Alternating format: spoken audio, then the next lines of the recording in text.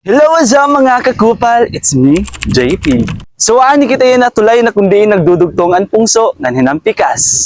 So, a brief history lano, before, waray inihiya dinhi. So, sa niya project ni Mayor na kundiin naging successful.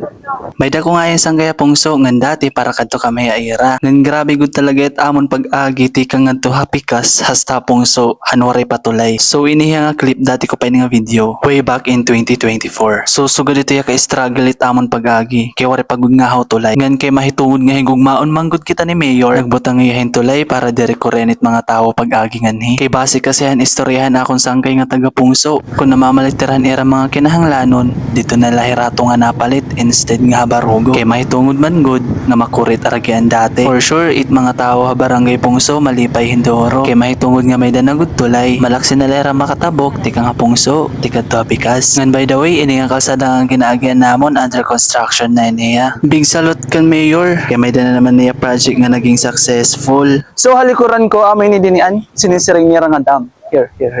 Yan.